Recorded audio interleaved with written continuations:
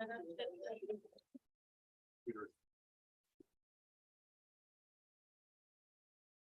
I am.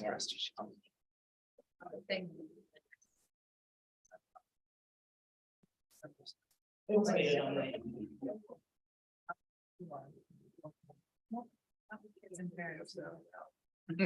yeah, sounds like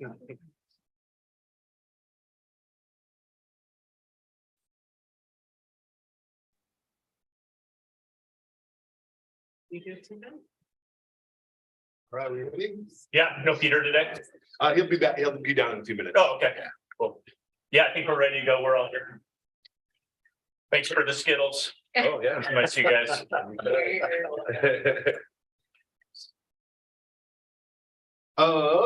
So I don't know what you brought today or what your thoughts were today. We have two proposals that we haven't given yet. One of them is just a simple cleanup incorporating one of the new laws. And then the other was Article 17, and then we have 4 counters, is that right? Yeah. 4 counter proposals. What was the second one? Article 20. It's updating for the RIF language. And so with that one shouldn't be too controversial, I imagine. Okay, And then we have 4 counters, but we thought maybe did you want to start first? happy to do that. Okay. We have handful of things. Yeah. I know I said 4, but I'm just trying to. So when we met last time, we had some kind of formatting challenges that we were working through. And so we have a number of proposals that are actually an initial proposal, just making sure that we have corrected proposals for you. Did you hand out all 3 of those? Okay. Genevieve's going to walk through. So 6 and 8 are corrected versions of the proposal we presented last time. 7 You haven't seen. you haven't seen. So I'm going to let Genevieve walk through those. Starting with 6. Yeah, so 6, we presented last time, but we needed to do some cleanup. I don't think there's any major question or any major things that you haven't seen on here. I think there was some missing language and some of our proposals ended up being not identifiable as new language, so. New language is bold and underlined. And then strike throughs or strike throughs. Yeah, nothing. So this was cleaned up. 7 is new, so I'll walk you through that. Are you guys ready for that one? Yes. So workday. Okay, so the first change that we are proposing is 7.5. Yeah. So adjusting the afternoon ending time from 5:30 to, adjusting the educator's day from 4:15 to 4:30. And then the ending time from 5:15 to 5:30. The biggest reason for this is that staff meeting time, for instance, in a middle school, if students are leaving at 3:40, are done at 3:45, there's 15 minutes between when students leave the building till staff meeting time starts. So that gives from 4 right now to 4:15. So really, sorry, 5:15. So that really is an hour and 15 minutes of a staff meeting, not the 90-minute staff meeting. So we're proposing to change the ability for educators to leave at 5:30. So that will make the staff meeting the full 90 minutes. And part of the reason that students in middle schools are in the building until 3:45 is bus schedules and all these other operational things that are happening that don't have flexible adjustments, time adjustments. On the second page, 710. We're proposing 710.1 that professional educators are required on all Tuesdays during the school year to attend 10 meetings and trainings. After the 15-minute planning time at the end of the day. And continue for up to 1 hour and 30 minutes beyond the workday. We heard unanimously from our administrators that it's really important, and from educators, right, in contract admin and conversations with you all, that it's really important to have more time together and more trainings together. And so I'm gonna just talk quickly and then let Peyton provide some input, but 7-10-3, right now, there's a cap on the the online mandatory training, and there's yearly new things coming into that are training requirements, and we always need some flexibility to add new training for educators. So we took out the 4 hours and just said completing mandatory training. Can I ask a question? Yeah. I want to clarify. But no additional time is given for those mandatory trainings. You want to, Sorry, say one more time. when you cross out the 4 hours, with the expectation that you would add more trainings yearly as needed, but no additional time that is given. If more meaning Well- mandatory trainings are added. Yeah, so mandatory trainings right now we have up to 4 hours, and so we want, You There- want to be able to. yeah, we want to be able to provide more training. But not provide more time. Well, I mean, it's gonna be up to a building, right? So they can, That's also. right, Yeah. Stays the Right. whole Tuesday. right, and then yep, So that's extra. right. And so what Dr. Franco was saying is that, the second line, which is there's no staff meetings on 2 Tuesdays to take care of that training, so 3 hours. Yeah. No, you covered it. Okay. Just that in 7.10.2, we neglected to make that change where it says the district will publish a schedule of the 30 staff meetings. In fact, I don't believe under our proposal, 7.10.2 would be necessary. Well, and it would be 34, would really be adding 4 if we were doing every Tuesday. That's fine.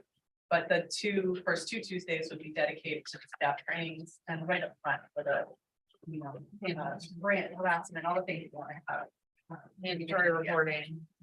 But then every Tuesday, in part in response to staff feedback too, that the cadre time for the new adoption is really important, but then it's limiting our ability to do other important things.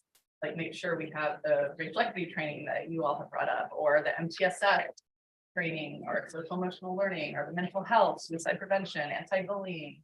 All the really important things that you need to do that are grade level standards based, and the more SEL, MTSS equity work. So we just don't have enough time.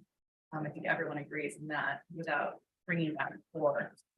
Just really just adding 4 Tuesdays to say every Tuesday except for the first. Can I ask a question too, a clarifying question? So I just want to make sure I completely understand. So you're saying that the district is saying that educators will not be able to do any of that training during the mandatory staff meetings that. We would give the first 2 mandatory Tuesdays to PAT, to staff to do those trainings. So we wouldn't be pulling people together on those first 2 Tuesdays and say that is your time where you need to do it, where you're comfortable to make for those trainings get done. By those trainings, you mean the online? Right. Right. But after those first 2 Tuesdays, then we would go with it every Tuesday, which we used to do. So, I mean, I know everyone's seniority, but Steve and I used to meet every Tuesday. And then it wasn't every Tuesday, it was 30 Tuesdays. But with the adoption needs, with the MTSS, with the mental health, with the racial equity, we just need to go back to the every Tuesday, or we can't cover it all. It also provides a semblance of just flexibility. I think there are things that I think we can all agree with throughout the year that Peyton and schools need to process about. There are some flexibility with the every Tuesday to allow that to happen. And just to double check, so this So we should go off of this one that you printed, not the one that's posted online? They don't match. Yeah, the one online was the one we will sit for 6. There's Seven. 7. So 7 should. Was posted online. We printed it, looked it over last bargaining committee meeting. So that's why I heard it. Is this the version you should follow? Yes. The version that's, okay. no, let's do that. Except 7.2 is now 34. Right. Correct. Yeah, We well, need to make that change. yeah, I think The we'll- district will it's- probably schedule the 34 staff meetings. I mean, depends on the whole calendar, but yeah, that's why I said that. strike it completely, just every I don't think- day. I don't think you need, under our proposal, I don't think you need 7.10.2. Okay, third page, end of it, 7:12:3. So we're proposing to strike this rest of the first sentence and the second sentence. In reality, if we increase FTE during the school year, we say, hey, Anne, can you take another section of Spanish? We've got higher enrollment. That technically increases her FTE. And then what this language is saying that if we reduce it in the following year, because that educator had that increased FTE for that either semester or year, then if we don't have that extra section and we don't need paid to teach it, she goes into a layoff for that other half of her FTE that was increased. And if we don't want to we want to avoid the layoff, right, at all costs. So we have to find Peyton's my example.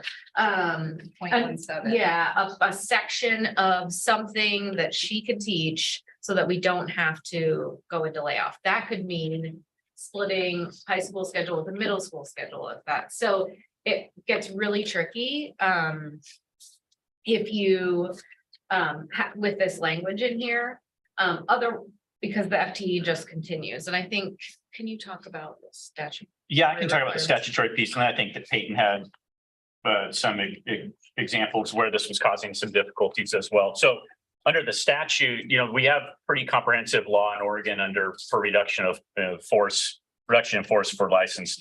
And within that part-time, if you're less than a 1.0 FTE, it's not considered a layoff under the law to slide within that spectrum. Like I'm 0.87 this year, I'm 0.66 next year. The law does not delineate that as a reduction in force. So the way that your contract currently has it, where within those kind of sections or bands, it does turn into a reduction in force. It's not that it's prohibited by the law to do this, it's just inconsistent with how the law currently operates. But I think our more important issue is the practical effect. And Peyton, if you could talk a little bit more about that, that'd be great. Yeah, every year there's either a unit member, a teacher usually, but who needs, I can't do the last period of the day. I've got a personal thing. I take a 0.17 leave for this year. So it's a temporary leave. They're owed a full-time job. So I need to find someone to bump up, and I have half-time teachers. So I can say, can you take one extra section and be a 0.67? Well, the next year that educators owed, they're come back full-time. I don't have the 1.7 that I gave the other teacher, and I can't go into layoff 0.17. Where would we place her as a district 0.17, for example? Or like Steve's leave is a 0.33 this year. Some years it's a 0.17. If I need someone else to cover the 0.17 or 0.33, and then the following year we're not in bargaining, what do I do with that person who's now owed 0.67 or 0.33? It's a temporary increase, and people don't have to do it, but if they want to do it, you have that little bit of FTE that's come from somewhere, but then it doesn't fit the following year. So going into a layoff for 0.17, you're really not going to have just a 0.17 open in future years. So then you're going to look to a middle school or like, where can we find this person a 0.1? Because it was a temporary increase, but now becomes a permanent increase and doesn't fit the way we staff high schools, at least. And is subject to layoff if we don't have a full year. Right. And then could potentially bump even, like, I don't know how that works. They could bump. I don't really see how it's serving the educators who sometimes enjoy a temporary bump up or need a temporary leave for just 1 or 2 periods. It's not wholes and halves.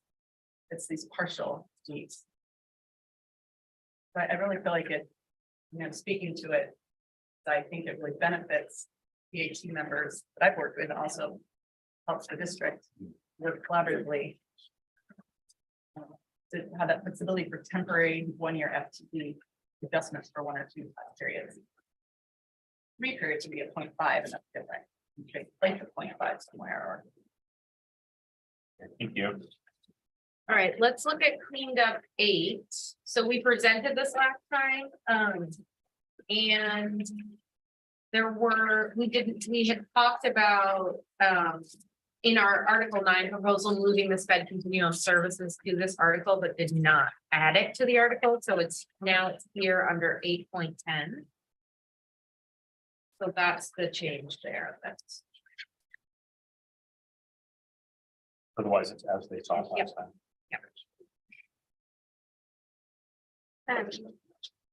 In this new version, you've gone back to in 8.3.6 or 8.3.6A. You've gone back to peer mentors and Yeah. Each word be, yeah. Yeah. Are we sticking with It peer was, mentors? someone caught it last time that is referring to students and not to educators, Oh, so that's- it's back to the That's right, original okay. language of students that are teaching assistants and peer mentors, not the peer I remember mentors that are now sorry. called induction. Yeah, yeah.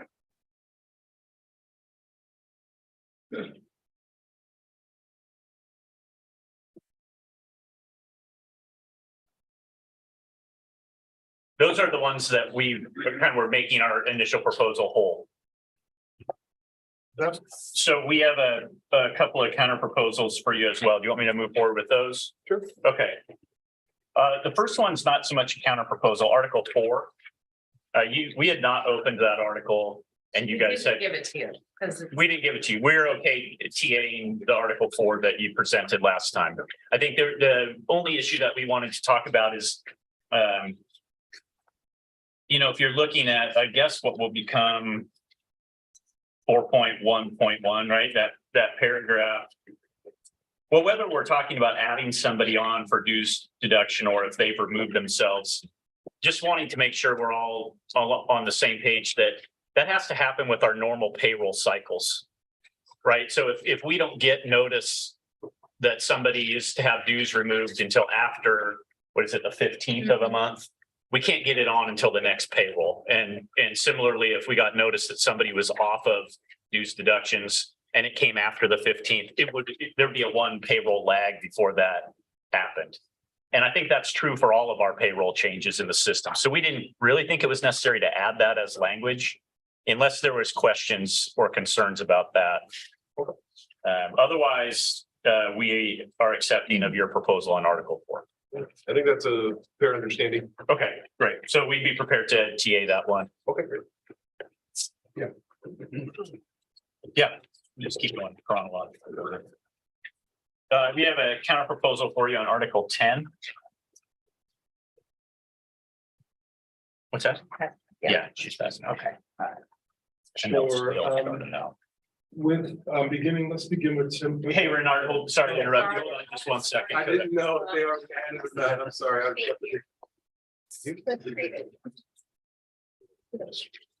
Yes. Skittles are my favorite candy, so I'm pretending that all these are. I already ate mine, Renard, sorry. How dare you? And then look at it. No, I've had it.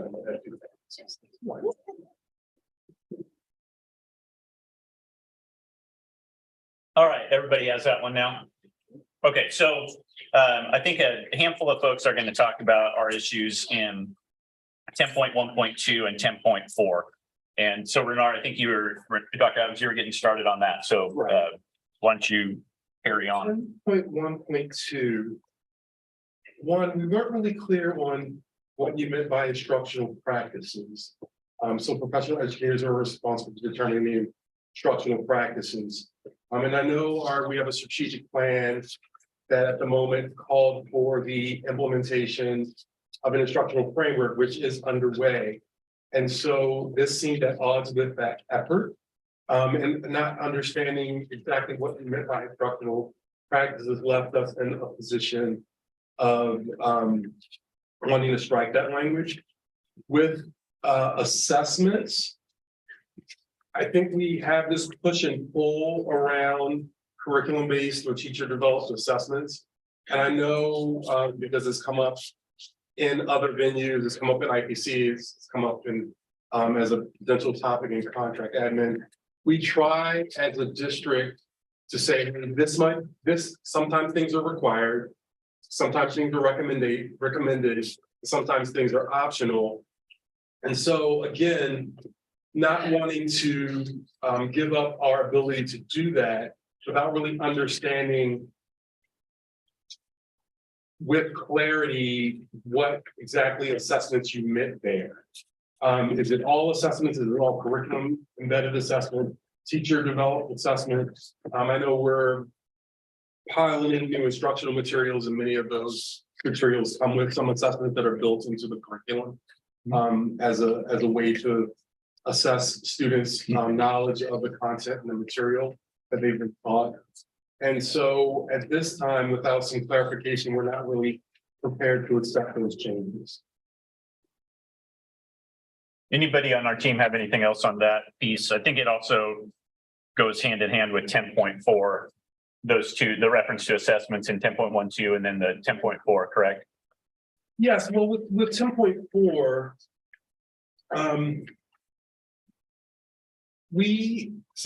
as I've observed the district since I've been here, I come from a state where there was a state mandated limit on an assessment, standardized assessment as a part of instructional time. And that was 2%. And so I did, since I actually earlier this year, I'd asked the assessment team that works for me to sort of calculate that out to understand that. Thankfully, we have a small assessment footprint at the moment based on what's required, and it's between 0.4% and 1.2%, depending on the grade level. So that's really below that 2% of the time. And then it has not been our intention in most instances to assess at grade levels below third grade with standardized assessments, although we know and feel that sometimes when schools are in certain levels of improvement, we might want to be able to monitor progress towards those third grade benchmarks along the way. And I know we've done that in our CSI and our TSI schools, because RADI leads those schools. And so, excuse me, we were not in a position to accept language that would limit the district's ability to want to say, it appears as if we have some additional struggles in these buildings. We feel like we need to take some additional temperature checks of the students and the instructional program here. And I was not totally clear on the last statement. We were not totally clear on the last statement about not mandating additional testing requirements for students based on native language, language of instruction, race, ethnicity.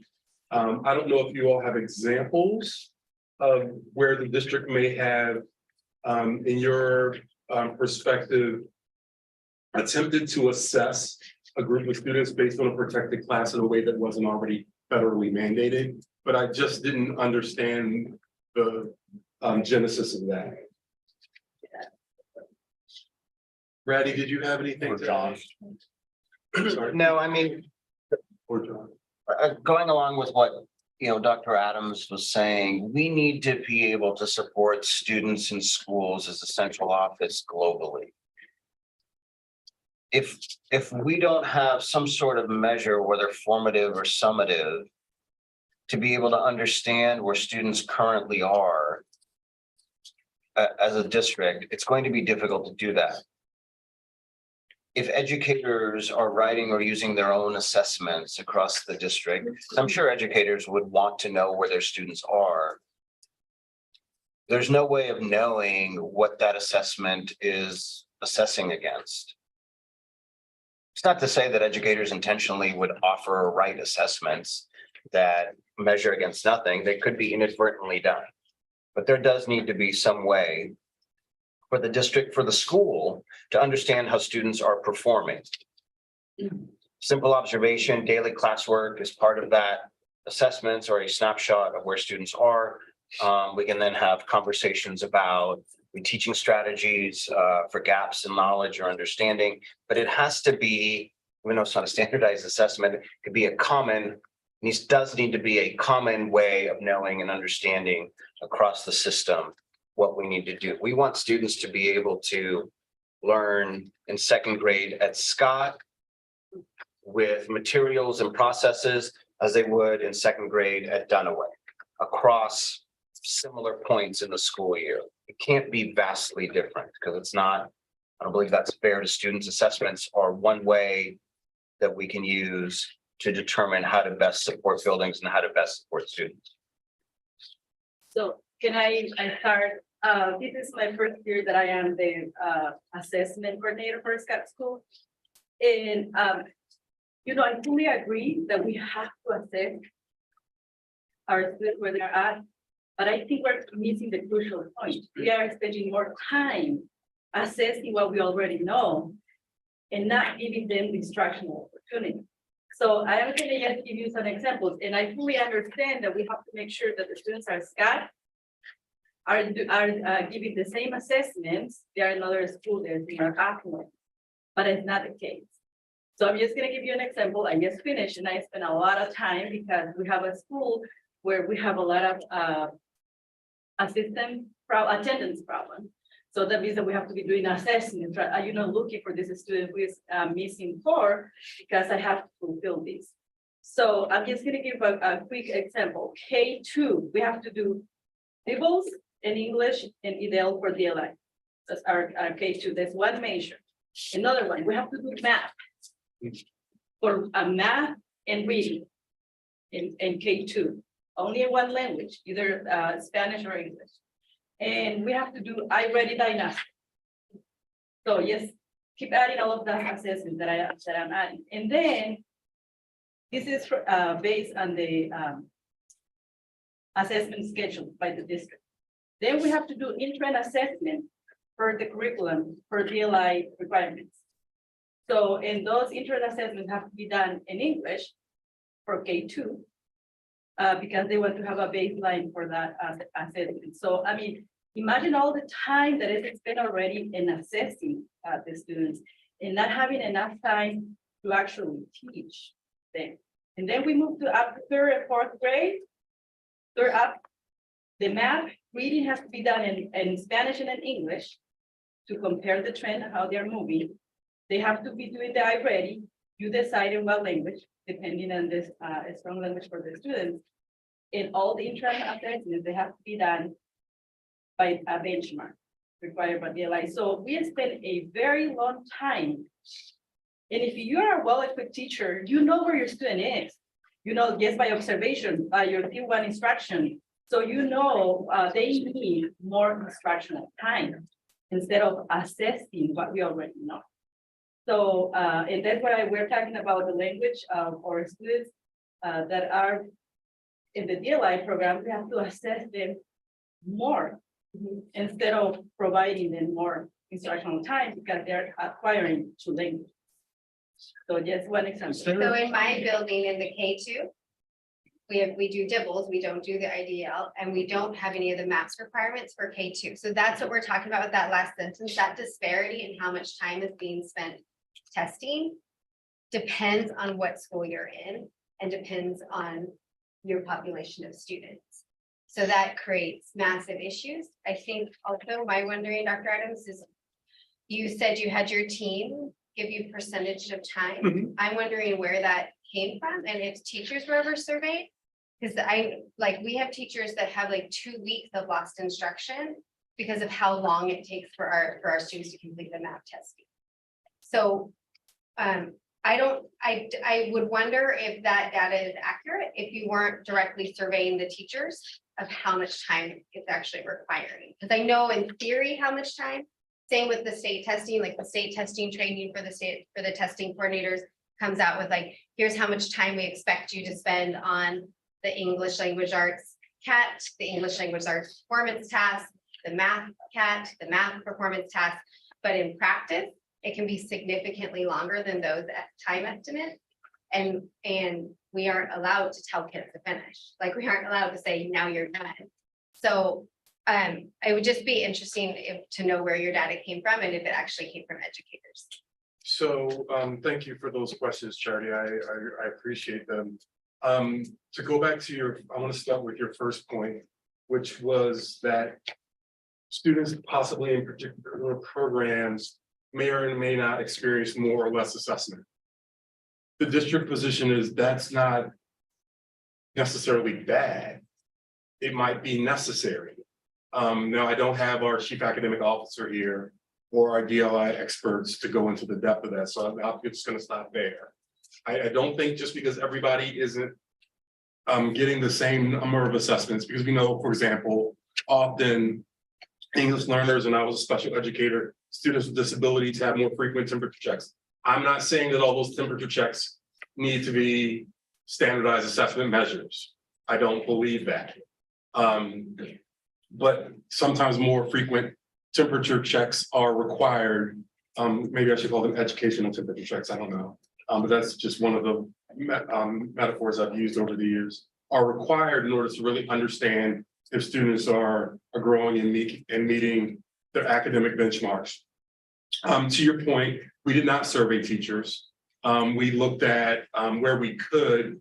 We looked at the average amount of time that it takes, like with MAP, we can actually look in the system and get sort of an average amount of time that it takes on the assessment. With OSAS, we use the amount of time that the state has told us. Understanding that is imperfect, right? Just as I would say relying on everyone's memory of how much time it took would be imperfect as well. And again, I'm happy to have conversations with teachers and the curriculum office and my team around assessment, because I don't want people to feel like they're testing all the time. And I don't want people to be testing all the time, right? I feel like the most assessment comes from the Latin root word that means when you translate it to sit beside.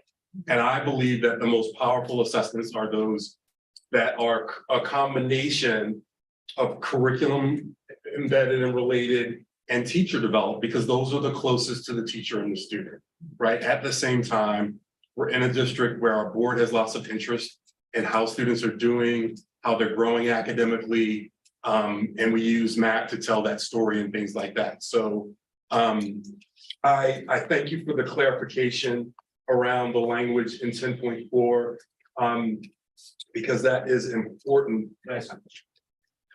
We're sure. I don't know that it necessarily changes our position on not wanting to accept the language, but I do appreciate the clarification. So I just want to clarify. So I think like for our team, maybe what would be best is like ask them questions, get their counter proposal from them, and then maybe we can regroup and have a caucus and then have some discussion around this article. Does that work? Can I ask just one real, sorry, just real quick, Ryan? Okay. So, because when I'm reading this, I just want to make sure that I have an understanding of some of this language. So, like, if you think about, does this language mean that, say, at the upper grades, that there couldn't be any semblance of a common formative assessment or a common summative assessment that is not OSAS, that is not anything like that, but very similar to what Charity mentioned, and all of you, we're about comparable experiences. We want that across the school. And there are pieces that we have to do from an assessment perspective, which teachers do appreciate. Think about PLCs, right? Coming together not only to look at student work, but then to look over a common, ideally a common formative assessment. Right? And so I guess when I'm reading this, it says standardized assessments that are not state or federally mandated shall not be required. So I'm asking, are you saying common formative assessments in a math department at Lincoln High School? If Peyton wanted to say, this is what we would like you to do so that experiences in Algebra 1 are comparable? No, Is That's that what that exactly means? what we want. Yeah. I think that's what we voiced in the past too, about having. I just want to make sure. Yeah. I think it's good that we have Formative language. assessments Is exactly what we're talking about versus standardized assessments that are not state or federally mandated. Well, that's state or federally mandated. Because I'm reading this as any other assessment other than if it's not state or federally mandated, you don't have to do. We could. It doesn't say any Standard, other, it standard. says standardized assessments that are not state or federally mandated shall not be required and shall only be utilized for discretion of each professional. I think where like the map test, so like the district purchased this huge contract with the map company and it started implementing this map testing and there wasn't any input from educators on whether or not like that was going to be useful. And so our kids, and I question what we're measuring with map testing when we're giving them a computerized test with multiple choice answers, because we're looking at stamina, we're looking at like all different types of like how to function, like the functionings of a computer. And are we really getting at what their skill level is in those academic areas? So I'm a special education teacher. I do progress monitoring assessments every 2 to 3 weeks. I have data charts galore. I absolutely believe that assessment needs to drive our instruction. But I think the way the district is assessing right now isn't resulting in meaningful information for educators. It's resulting in lots of instructional time when we could be implementing assessments that give us needed information that can then drive our instructional decision-making for our students in much more practical and meaningful and useful ways. We can speak more to that after we talk. that's- I'm sure you'd agree that you have to have some semblance of consistency with some assessments district-wide, so you can have. Yeah, we talk a lot about common. And so I guess what I'm saying is, together. and I guess there's a balance here, right? Because MAP is something that we are utilizing as a data. It's not an end all be all, but it is something that schools do use. Yeah, and we'll to speak give more to them that an once idea of we. where kids Yeah. are. So we'll answer more on that after caucus and also Dr. Adams' question around 10.1.2 and anything else on 10.4 we might have on that. You want to continue presenting then? Yeah, I think that Kate was going to be talking about I'll call it copyright subject, the ownership of materials. Go for it. Thank you. And again, our goal with this section is to be in compliance with federal law, which governs copyright, as well as our employee handbook on page 35 also speaks to this. So we are accepting your language that you had proposed in 10 point. What was your 10.5 in the last proposal? It's 10.4 here. It's the ownership of materials. And we are not accepting what, again, on the last proposal, the number is cut off here was 10.5.2. We are accepting what was 10.5.3, which is now 10.4.2. Not accepting 10.5.4. And then we are adding the language in 10.5 to again clarify that federal contract or federal copyright law would govern any dispute over ownership. And some of these terms like work for hire are statutorily defined. Would you mind sharing which steps, the numbers of the statutes that you're referring to so that we can make sure that we're Sure. understanding that? Yep. Yep. And again, the handbook site is page 35 of the current employee handbook.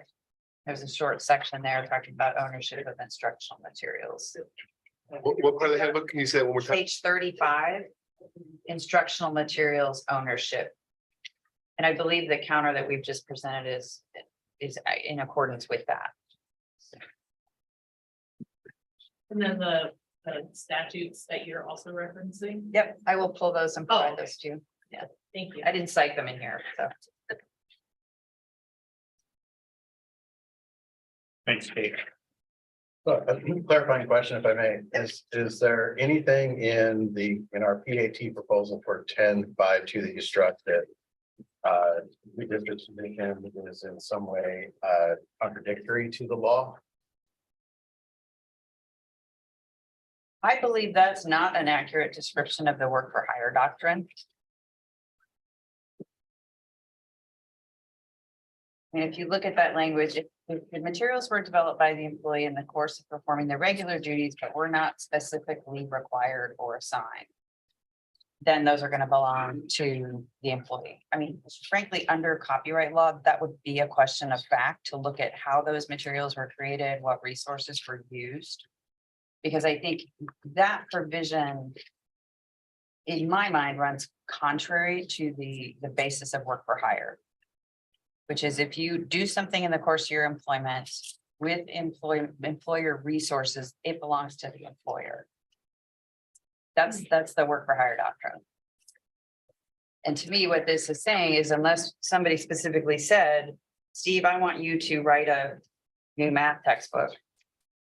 Then anything you do, regardless of how you do it, or, you know, in the course of your regular duty, that you're gonna own that. And I just think we'd be setting up a lot of disputes between employers and employees. Again, that's not consistent with federal law. So I will provide the statute to you on copyright law and the definition of work for hire. You take a look at that. Thank you. Can I ask you a question? Is the goal in 10.5.2? Because the language there talks about the district essentially being a licensee that is having free reign to use that.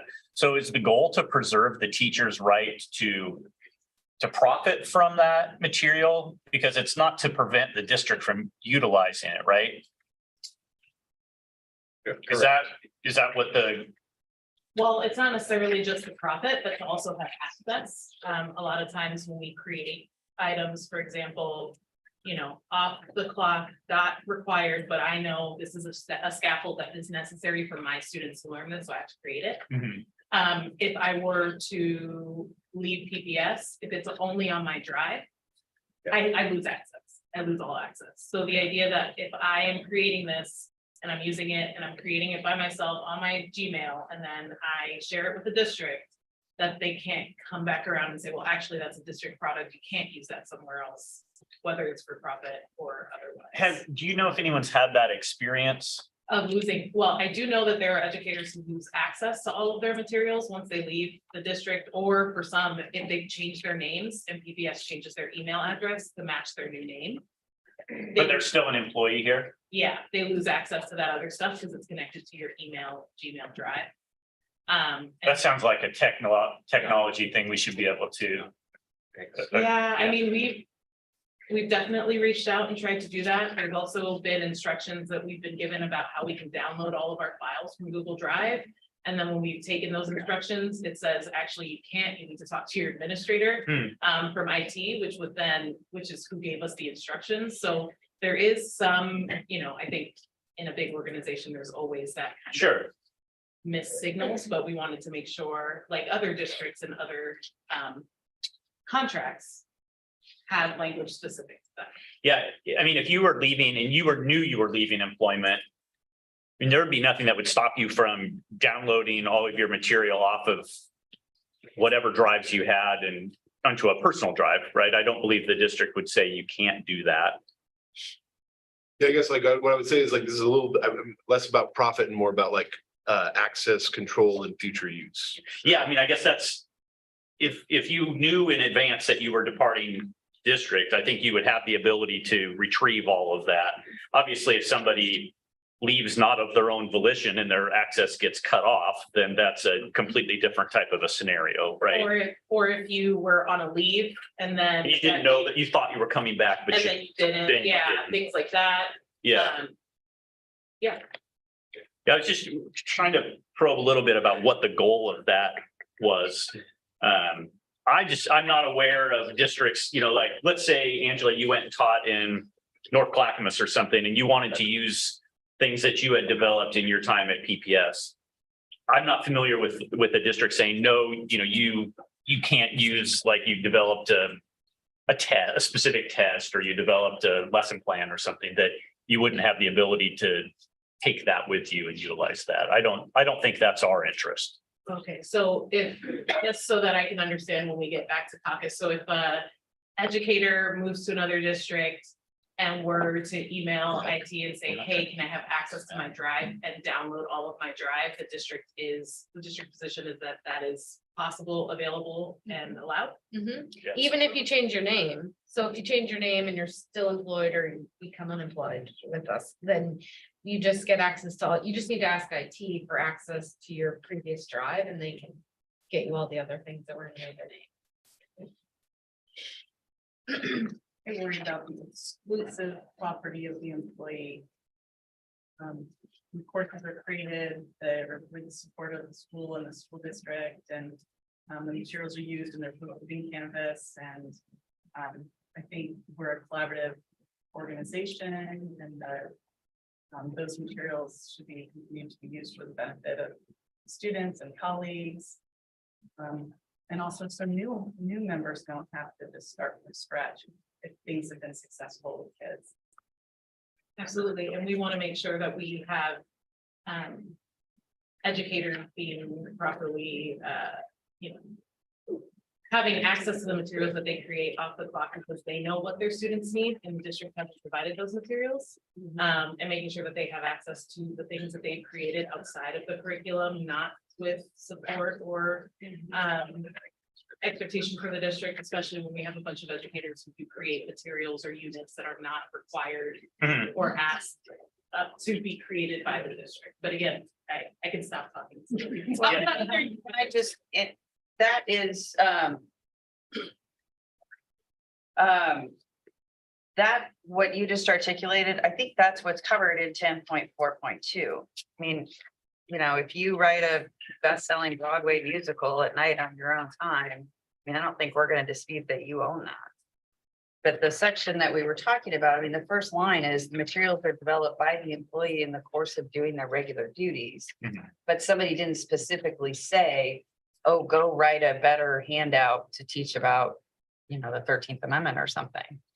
So I think the concern, I think, is covered and we're accepting of that language. I did want to clarify any data that is student data or that's protected by FERPA, educators are not allowed to download and take and use for their personal use. I think we're all agreed on that, Yeah. right? Okay. I think if the question is access, maybe that's a subject we could address more specifically. I think my concern with, we tend to look at copyright or ownership of materials. Did you create it in the course of your job or was it completely on your own? And then your proposed 10.4, what the paragraph we're talking about, 10.5.2, sort of blurs. It's that middle world, like, well, it was within the course of my duties, but it wasn't something that was specifically assigned. For us, that's still within the course of your duties.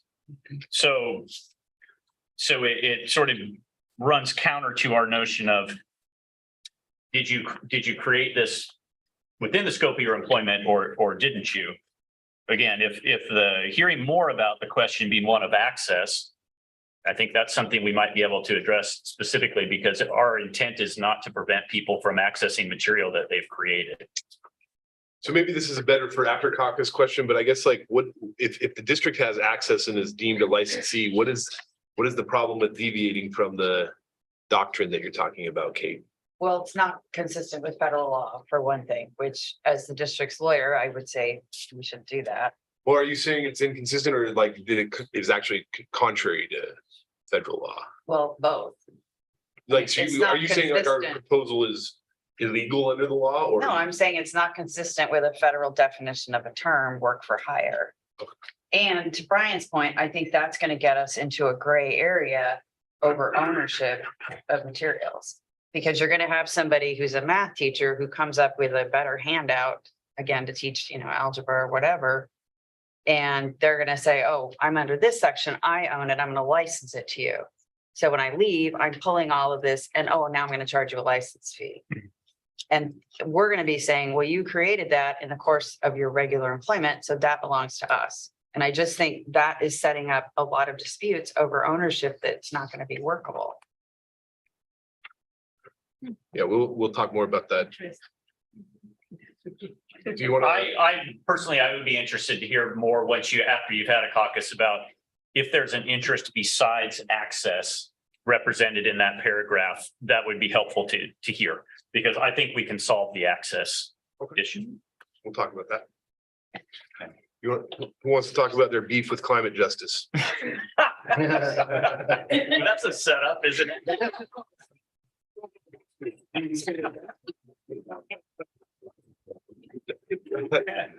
I mean, I can start and then people on our team can join in. I mean, for us, and it may be that you hear this a number of times from us, I acknowledge it up front. There are certain things that we do not feel like are appropriate for the collective bargaining agreement.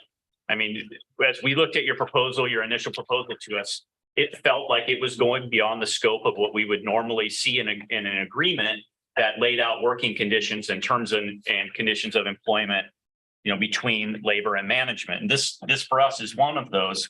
It may very well be that the district has a climate justice summit, and it might be a great idea. I am all in favor of climate justice, just to be on the record. But to have that prescribed by the CBA for all time and in all situations and all years, for us, again, is an expansion of what this document is intended to cover. So anybody on our team have any other thoughts on that? I mean, again, subject wise, our discussion wasn't, we have no interest in climate justice. I think this district has integrated climate justice interests in a number of different ways, just from hearing our team talk. It's just whether or not the CBA should mandate kind of a programmatic issue within it.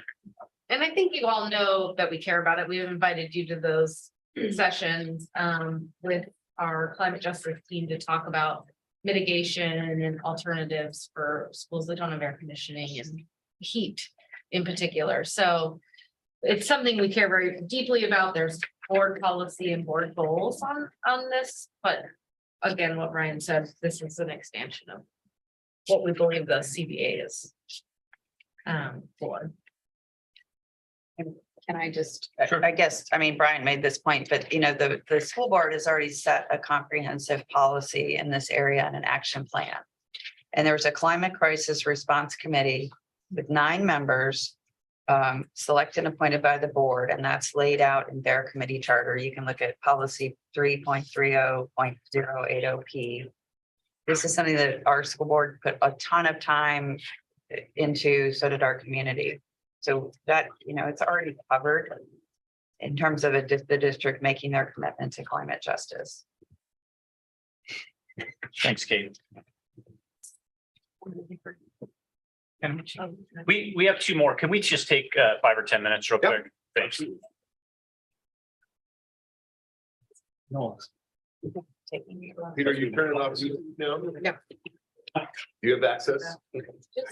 Just a restroom break. Hopefully, yeah, me too.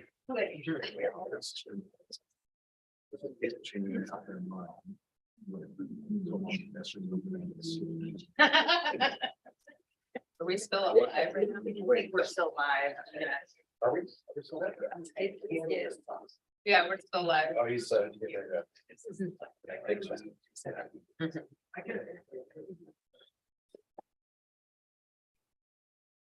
It's a quick break. Sorry.